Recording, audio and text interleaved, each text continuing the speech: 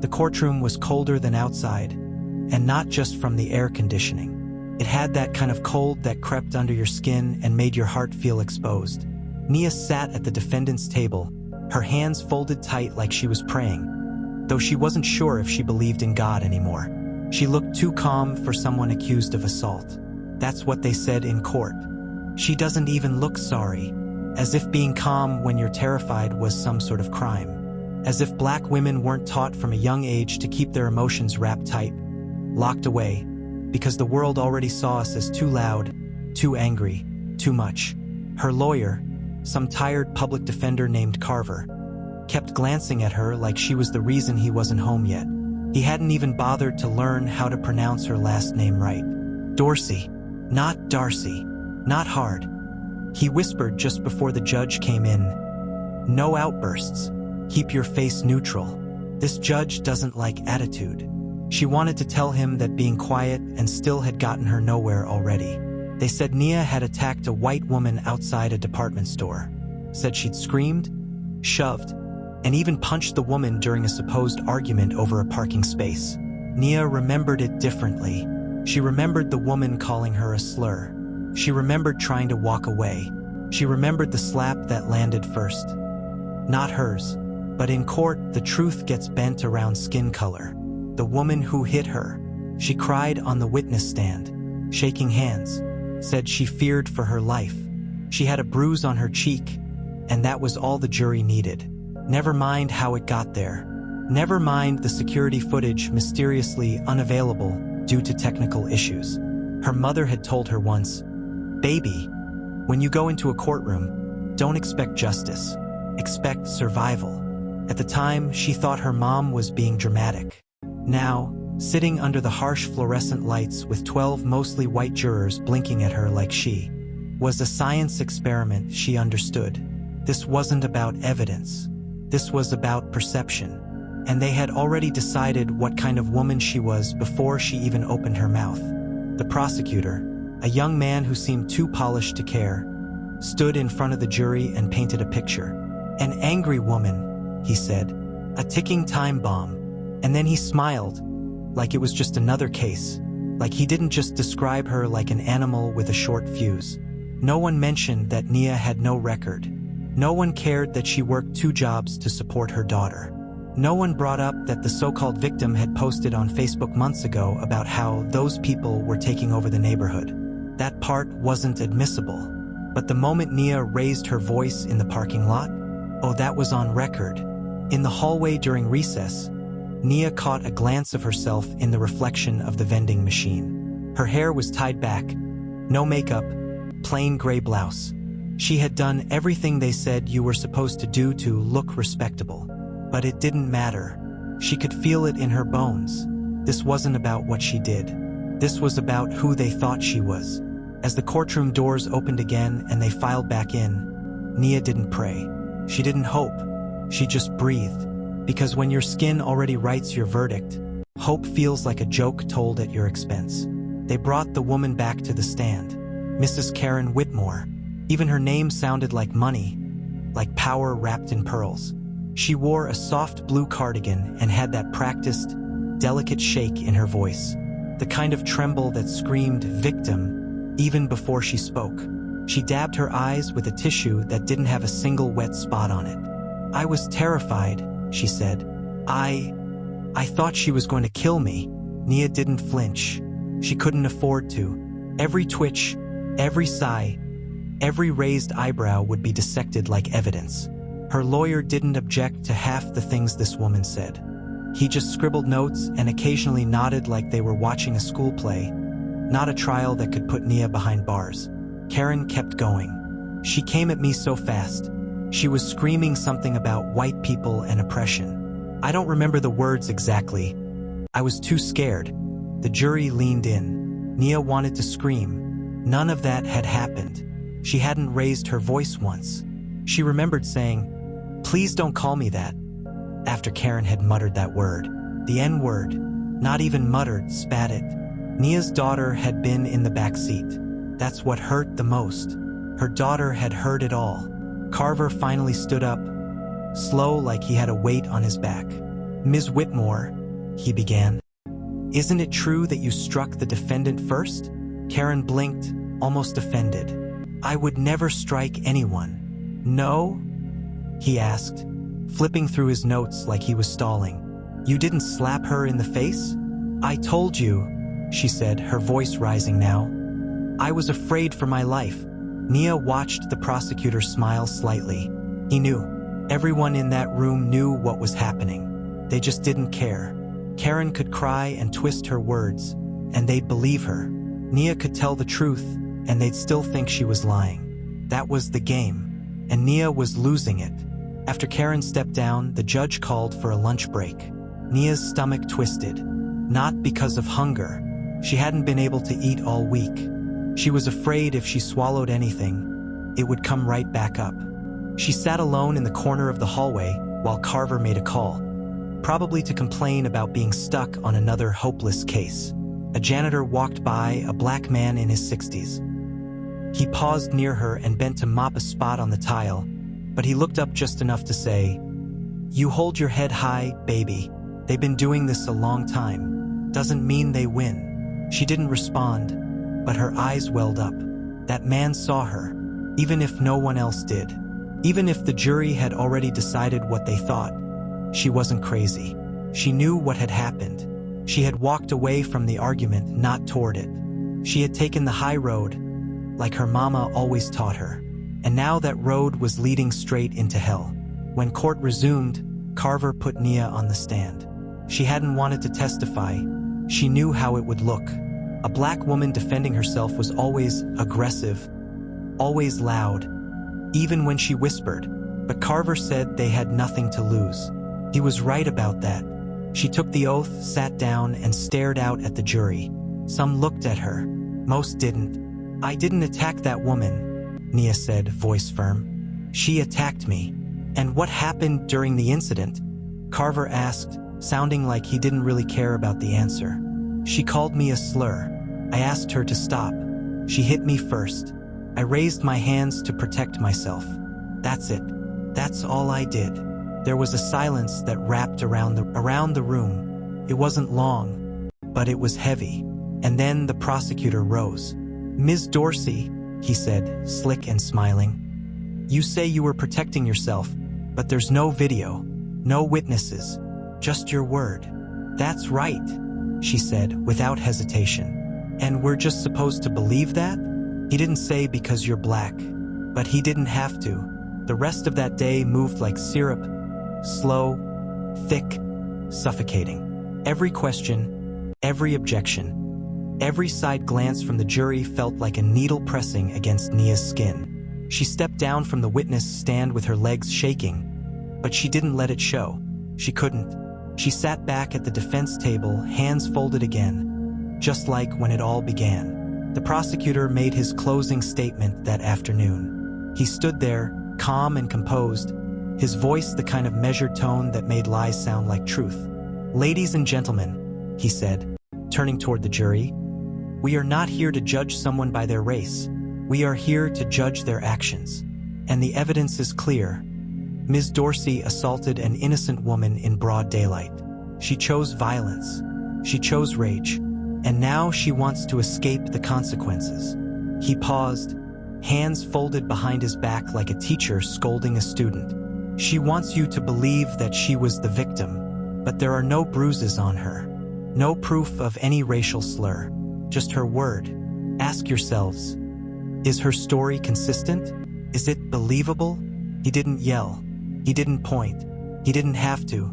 His voice was coated in enough poison to do the damage without raising the volume. And when he walked back to his seat, he looked at Nia with the slightest smirk, like a man who already knew the ending.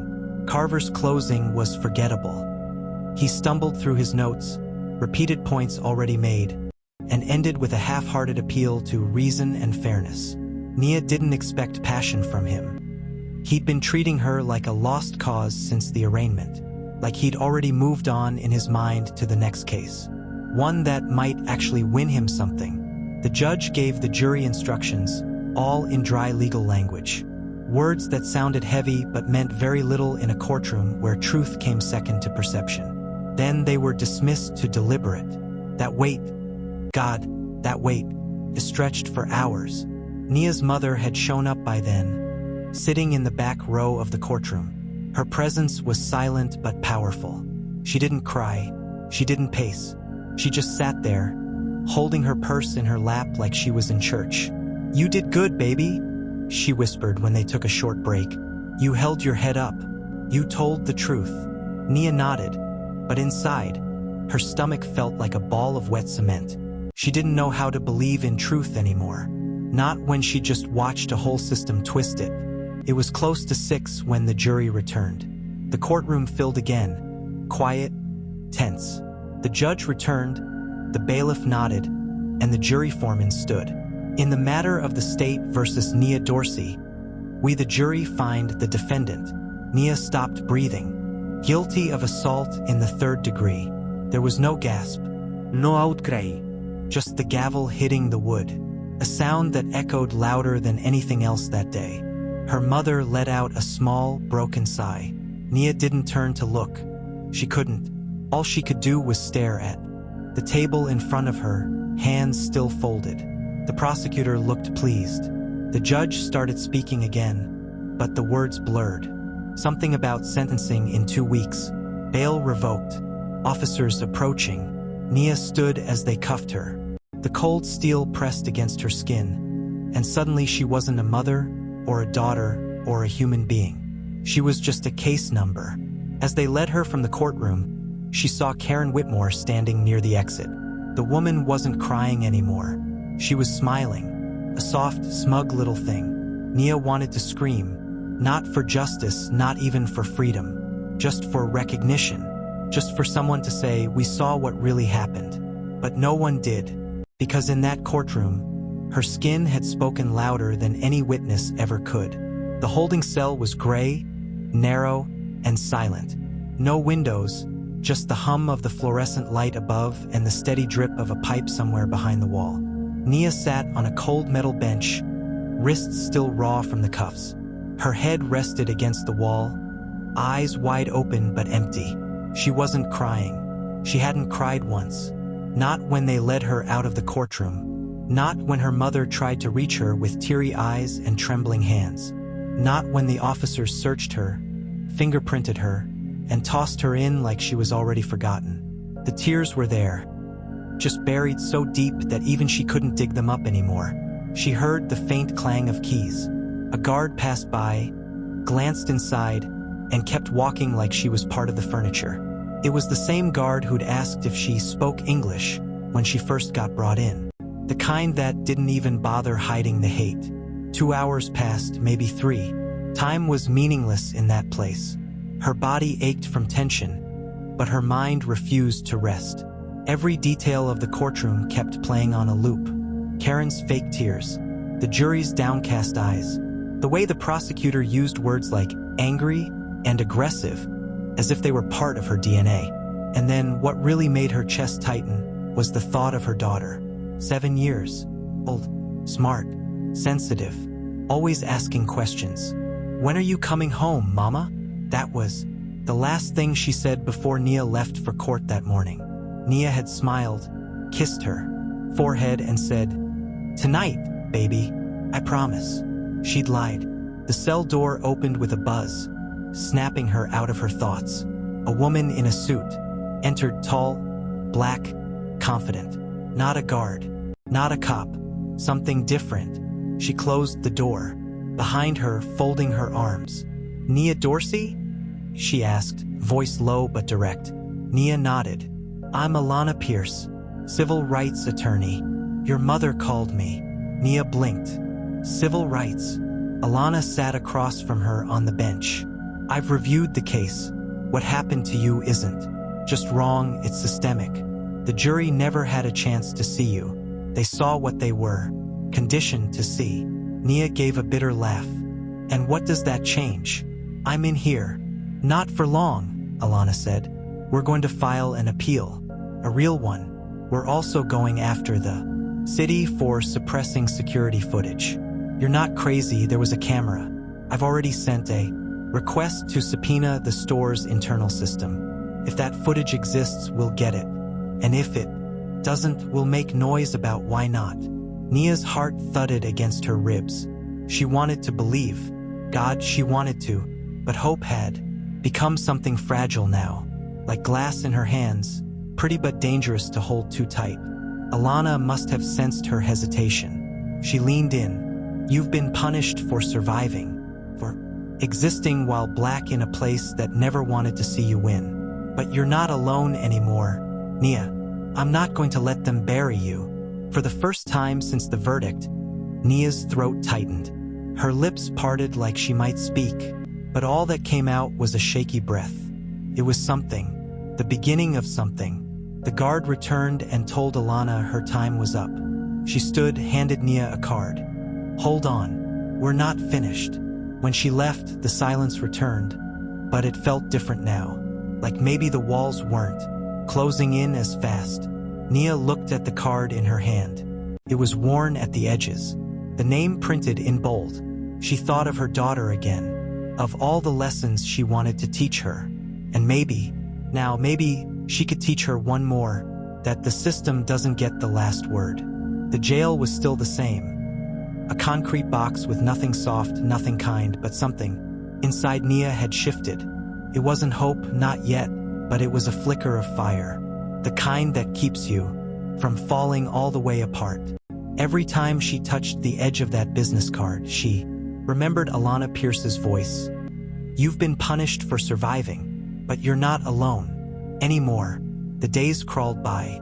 No visitors were allowed while she waited for sentencing. Her lawyer, Carver, hadn't shown up since the verdict. No calls, no updates, nothing. It was as if he'd already washed his hands of her. Typical. He probably never expected her to walk free in the first place. But Alana did. She came back on the third day, this time with a folder full of papers and a different fire in her. She looked exhausted, her blouse slightly wrinkled, but her words were sharp. We got something. Nia leaned forward on the bench. What is it? The store where it happened? Their external security system tampered with. But guess what? One of their employees backed up footage on their phone. They were afraid of losing their job, so they didn't say anything during the trial. But now that we're raising hell, they came forward. Nia's breath caught. So there's video? Not the whole thing, but enough. It shows Whitmore slapping you. It shows you stepping back. Hands up. You never hit her. Never even touched her. She didn't know whether to scream or cry. Her body froze under the weight of the words. Evidence. Real, actual proof. Something she hadn't dared dream about anymore. I'm filing an emergency motion, Alana said. This changes everything. If the judge sees it or if he refuses to, we go public. I've already contacted a few reporters. The ones who actually care. About justice, not clicks. Nia sat back, eyes wide. Why are you doing all this for me? You don't even know me. Alana looked her straight in the eyes. Because I've been where you are. And because I'm tired of watching black women be buried by this system without a fight. Nia didn't know what to say. For a moment, there was only silence between them. But it wasn't the cold silence she'd gotten used to in this place. It was full, warm even, like standing near a fire. That night, she finally slept. Not long, not deep, but it was something. Enough to dream again. The next morning, they pulled her out of her cell unexpectedly. She was taken to a holding room, small and sterile, and made to wait. She paced, fingers twitching. No one had told her why she was here. That always meant bad news. But then the door opened, and in walked Alana with another woman, older, white, dressed, sharp. Nia tensed, but the woman offered a tight smile. This is Judge Kavanaugh, Alana said. Off the record, she wanted to see the video before anything went public.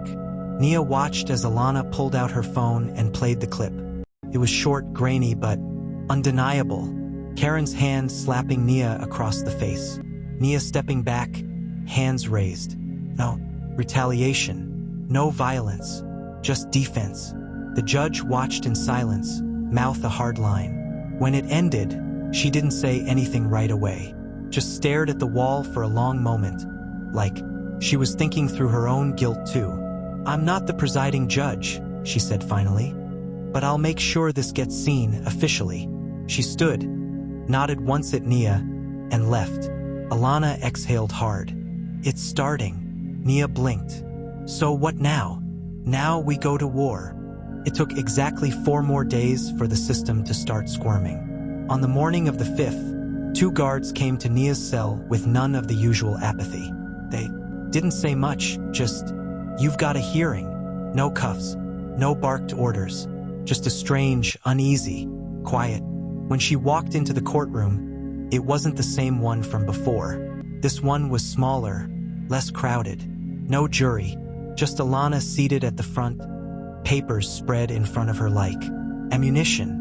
Across from her sat a city attorney, middle-aged, white, and already sweating. Through his shirt, Judge Hanover presided. Same judge from the trial. His expression was a little tighter this time, his robe a little heavier. The same man who'd watched a black woman get torn apart by a lie now had to sit and pretend he hadn't helped build that lie himself. Alana stood first, calm, deadly. "Your Honor, we are submitting new evidence in the form of a video recording taken by a bystander. This footage, which was not provided during the original trial, clearly shows that the alleged victim, Ms. Karen Whitmore, initiated the altercation. The defendant, Ms. Nia Dorsey, did not strike, threaten, or assault Ms. Whitmore at any point. Furthermore, we believe the suppression of the store's external footage constitutes a direct violation of the defendant's right to a fair trial." The judge barely nodded. "I've reviewed the motion." He turned to the city attorney. "Do you have anything to say?" The man stammered something about new information and unforeseen complications. But it was all hollow. He knew it. Everyone in that room knew it. The silence that followed was suffocating. Nia sat still, her heart pounding so hard she could hear it. For weeks she'd felt buried like dirt, had been packed on top of her, slow and steady, until she could barely breathe. And now one small crack in the coffin, one opening, but it wasn't freedom yet. Not quite. The judge cleared his throat. "Given the evidence presented, and pending a full review, I am suspending the sentencing scheduled for Ms. Dorsey. She will be released under supervision until the matter is re-examined. I am ordering an immediate inquiry into the missing store footage and the handling of this investigation." Alana placed a steady hand on Nia's shoulder. It was the only thing grounding her. "You're going home," she whispered. The words didn't feel real at first. Home. What even was that anymore? But when the bailiff escorted her out without cuffs, and she stepped into the hallway to see her mother standing there, eyes wet but proud, she felt it, that quiet, aching feeling, like sunlight after a storm you weren't sure you'd survive. Her mother embraced her without a word, the kind of hug that reminded Nia who she was before all this. Not a defendant, not a threat, just her mama's baby, just a woman who'd done everything right and still almost lost everything. Outside the courthouse, the cameras were waiting. Alana had warned her, "They'll want your pain in sound bites. You don't owe them anything." But Nia stepped up to the mic anyway. "My name is Nia Dorsey. I was wrongfully convicted because someone looked at my skin and saw guilt. I didn't do anything wrong. I'm not the first this has happened to, and I won't be the last. But I'm speaking because silence never helped us before. This system broke me, but it won't keep me broken." Pause. "And I'm not done." She turned, walked down the courthouse steps into a crowd that was no longer just staring, but listening. The headlines came fast and loud. "New evidence exposes flawed trial of black woman convicted of assault." Civil rights attorney Alana Pierce takes on systemic racism in local court. Security footage contradicts testimony of white victim. Nia saw her own face splashed across every screen, often in still shots where she looked either too cold or too angry, never sympathetic enough. The news anchors spoke in polished voices about racial undertones and judicial missteps, But Nia knew the truth didn't need big words. They didn't believe her because she was a black woman. That was it. In the days that followed her release, Nia didn't rest. She couldn't. Felt like her mind was always 3 steps ahead, spinning on what might come next. Her daughter, Amari, clung to her, like she might disappear again. Every time the phone rang, Nia felt her stomach twist. But she didn't hide. She went back to work at the diner, not because she had to, but because she needed to feel normal again. People whispered when she walked in. Some hugged her, others stared too long. A few looked away entirely, as if guilt was something they could catch by looking her in the eye. She didn't let it stop her, and Alana kept working, digging deeper. Files, emails, phone logs. They discovered the prosecutor, Robert Lane, had been warned that the store's footage was compromised and had chosen not to disclose it. That alone was enough to get him investigated. The city tried to protect him at first, but the noise had grown too loud. And then Karen Whitmore broke her silence. It happened on a Monday. A press release, 2 minutes on camera, eyes full of crocodile tears. Again, I didn't know the cameras would catch that moment, she said. I was emotional and I misunderstood what happened. I never meant to ruin anyone's life. Nia sat on her couch watching it play out. Her daughter was asleep beside her, hand resting in Nia's lap like a lifeline. She didn't even say my name, Nia whispered. Didn't say sorry. Alana, watching from the other side of the room, didn't flinch. That's not an apology. That's damage control. Karen's statement didn't change much legally, but socially it hit hard. People started asking the questions they should have asked months ago. Why was the footage missing? Why did the judge allow the trial to move forward with such flimsy evidence? Why did a woman with no record get treated like a criminal from the start? And why, in 2025, was this still happening? Protests followed. Peaceful, loud, mostly led by black women who had stories of their own. Stories about being silenced, mistreated, doubted. Some had never told anyone before, but now they had a face to stand behind, a voice to follow. Nia's. She didn't want to be anyone's symbol. She didn't want to be brave. She just wanted to be heard. But maybe that was brave enough. 2 weeks later, the judge formally vacated the conviction. Official. On record. They didn't say, "We were wrong." Courts rarely do. But it didn't matter. Nia was free not just in body but in name. And they couldn't take that back. Outside the courthouse, reporters waited again. One asked, "What do you plan to do now?" Nia paused. She looked at her daughter holding her hand, at her mother watching from behind the cameras, at Alana beside her like a quiet soldier. "I'm going to live," she said. "I'm going to raise my daughter, and then maybe I'll help the next woman they try to bury." A murmur ran through the crowd. Someone clapped, then someone else. Then it became a wave. Nia didn't smile. She didn't cry. She just nodded once and walked away. 6 months later, Nia stood in front of a room full of people who looked like her. Black women, brown women, tired women, strong women. Some wore suits, others hoodies. Some carried babies. Some carried scars. All of them were listening. The community center's folding chairs squeaked as people leaned in. A banner above the podium read, "From silence to strength, Black women speak justice." She hadn't planned to speak at first. She was supposed to just attend, maybe pass out flyers for Alana's new justice initiative. But when the host called her name, the room shifted. Eyes turned. Some smiled. Others looked at her with that quiet, shared pain. She couldn't say no, so she stepped up to the mic. "I used to think the worst thing that could happen to me was being arrested," she began, voice steady. But it wasn't. People leaned forward. The worst thing was not being believed. The worst thing was sitting in a courtroom, telling the truth and watching people choose not to hear it. A soft hum of agreement passed through the crowd. They didn't care who I was. They cared what I looked like. And when that woman lied on me, they didn't ask for proof. They asked if I was the type. That was all it took. She paused, looked down at her notes, then folded them and set them aside. But I survived. Not because I'm strong. Not like they always say.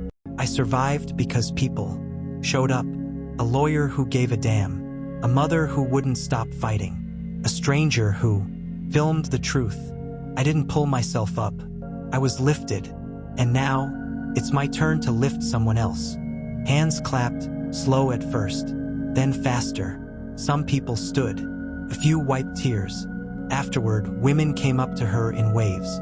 I went through the same thing, but I was too scared to tell anyone. My cousin's in jail for something he didn't do. Thank you. Just thank you. Alana found her near the water cooler later.